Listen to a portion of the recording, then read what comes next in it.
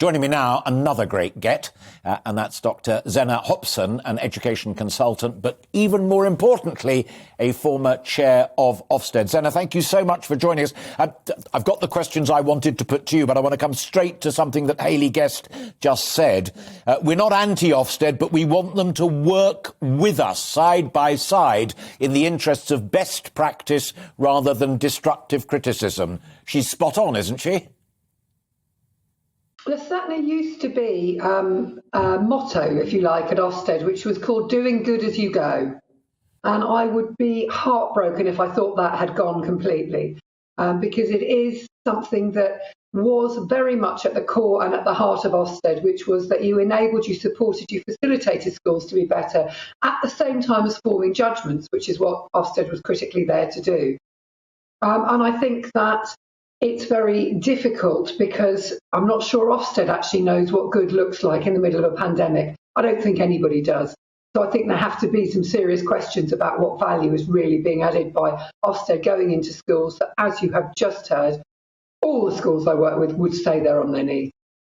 I mean, one of the things that worries me deeply is that Amanda Spielman, the current chair of Ofsted, says that she wants a very sharp reduction in the number of schools that are judged outstanding. I mean, that is just such a weird philosophy to go into an inspection saying we've got a target for reducing the number of brilliant schools rather than a target for finding good, constructive and tough love ways of making them better. It's just an odd philosophy.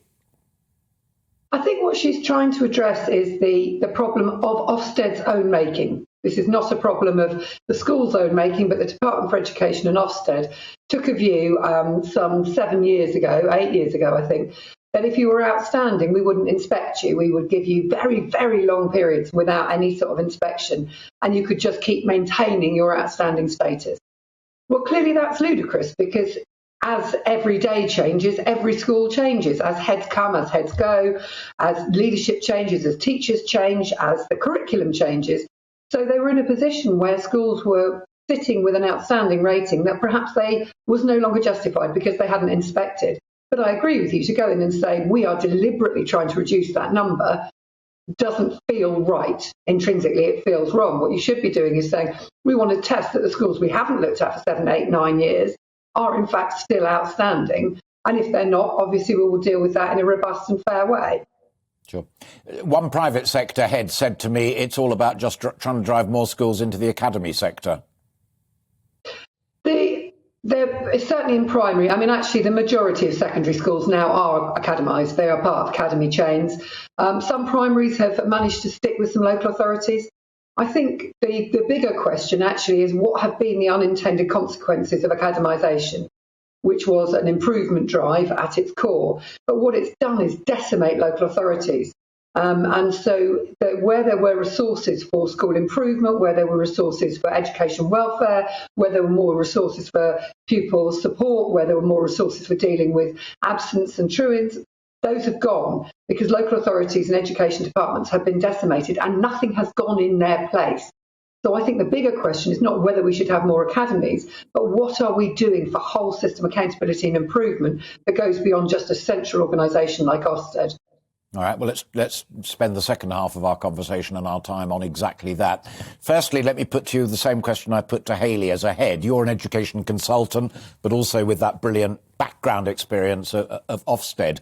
Do you think that we've learnt some clever tricks during the pandemic, which may have been forced upon us, but we suddenly think, hey, hang on a minute, that makes sense. It's quicker, cheaper, and it works?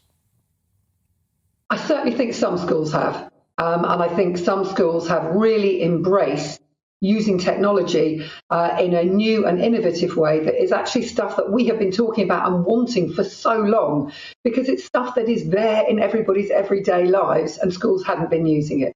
So actually really encouraging young people to do the research, to do the learning themselves, and then your in-class time is used for young people to present that. And they do the learning themselves through technology.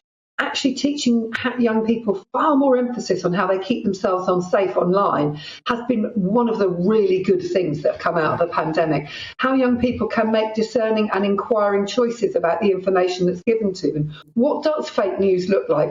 How do you tell? Where do you go for references? How do you identify safe sites?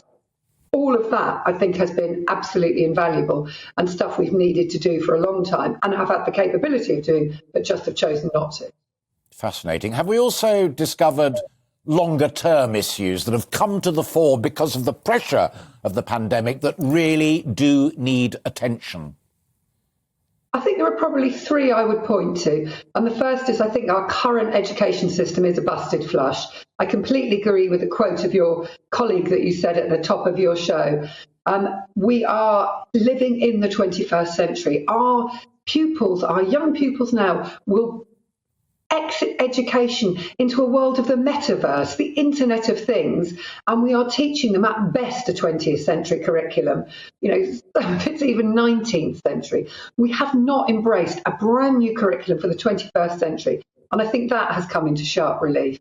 I think the lack of strategic planning has come into sharp relief. It has been a disgrace, the way that education has been treated during this pandemic, with some of the most shocking political leadership I think we have ever seen. There is no strategy. And I think that has come into sharp relief, that we just lurch from one knee-jerk reaction to another with nobody stopping and saying, right now, you can't even get a definitive argument about what's going to happen with exams in 2022. You know, it is just shocking. And I think the third thing is something I touched on earlier that has really come into sharp relief, which is, where is our local solutions, our local management of education? Young people live in localities. We divide this country by local authorities. So where is, at that level, the leadership, the support, the engagement? And then I suppose that goes back to the whole thing is, this is underpinned by a chronic shortage of investment in education. Yeah. The old days of the local education authority had some merit to it, although it may have had weakness. Finally, and very, very briefly, if you'd be so kind, the lesson that we all, those of us who care about education, and that's pretty well everybody, learn from the tragic murder of Arthur Lavinia Hughes. I was the chair of Ofsted during the baby P equally tragic, awful crisis. And I think the lessons that we have to take away from this are, we always have to look at that multi-agency, but in the context of the pandemic, what are the systems that are there to keep an eye on children who are not in school? And we have a very big growing population of children who are in alternative provision, in home education, or that broader bucket. And I think we really need to look at that. And that goes back to my point about local authorities. But I also have to go back to my point, unless we invest in social services, unless we invest in children's services, and unless we invest in social care, this will not be a one-off.